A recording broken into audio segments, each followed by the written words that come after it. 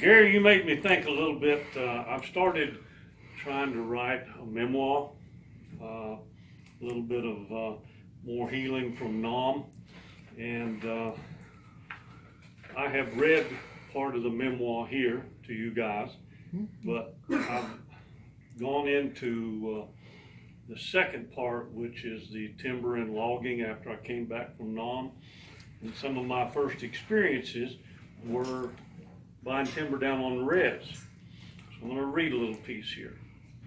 I started working for W.C. Hennessy Lumber Company the fall after I graduated from college. My main job was cleanup man at the mill at night, but occasionally I would help run the main resaw, which sawed the large kents, or the edger saw, which taught me a lot about lumber quality. Sometimes during the day, if I didn't have classes, the head forester, Charlie Woodard, would take me out onto the logging jobs. It was a great experience for me, and it enabled Mr. Woodard to get a feel for what kind of man I was.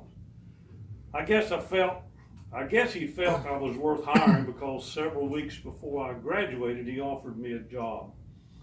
I'd driven out to DeQueens, Arkansas a few months before to interview for a job with Weyerhaeuser Lumber Company and was offered a job with them, but DeQueens was in the southwest corner of Arkansas. It was flat, it was a dry county, and mostly pine timber. Ooh. I liked the mountains, I liked cold beer, and I liked Appalachian hardwood.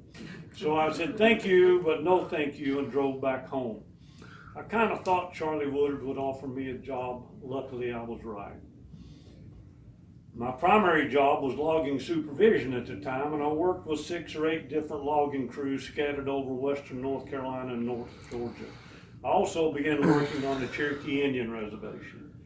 An old friend of Charlie Woodard's by the name of John Glowen was the head forester on the reservation, and we bought a lot of timber down there. One of the first jobs I had, I was assigned to check on, was being logged with a pair of steers on Washington Creek by an old boy named Little John. I've forgotten his first name, but it was interesting to watch him work those steers, very much like the old days. There were several Little Johns logging down there at that time.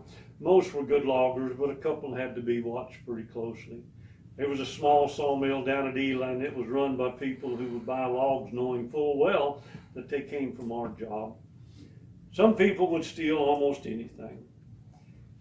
I became good friends with several Cherokee loggers, Jess Littlejohn, Charles Inslee, whose son B is vice chief now, a guy by the name of Harold Bradley, who was sometimes called Sonny Tolley, and Josh Tanita.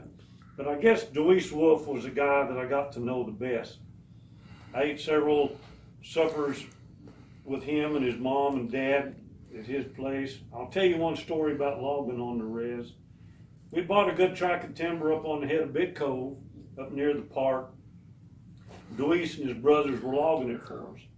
Now you need to know that Big Cove was a rough neighborhood back in the mid-70s. A white man needed to be very careful about being up there after dark. Well, it was early fall and it was getting late when I left the logging job. Deweese was chaining down the load and would be right behind me as I drove out. The logging road was gravel from where the tribal maintenance ended, and it was probably 2 miles up to where we were logging. I was in my pickup truck, so I was 2 or 3 minutes ahead of the log truck. There was a narrow bridge across the main creek that we had used in order to reach the pavement. 5 or 6 neighborhood toughs sat on that bridge railing, drinking beer. When they saw me, they stepped out onto the road. A damn white guy. I could see it in their eyes. I stopped my truck and wondered for a second what I should do. There was no way I was going to let them drag me out of my truck. It had only been a few months since a guy had been dragged out of his truck and nearly beaten to death in a riot somewhere. I don't remember where it was. I would just run their asses over. It was that simple. They looked at me and I stared at them. It was during this standoff that Deweese Wolf pulled up behind me in his log truck. His brothers were right behind him in their work truck. Now the Wolf boys had a reputation of their own. Don't mess with us. I watched as the tough guys looked back at Deweese, who stared them in the eye. Nothing was said, but the toughs sat down on the railing and we drove across that bridge. Nothing ever was said about that episode, but I always left the job before dark after that. Yeah.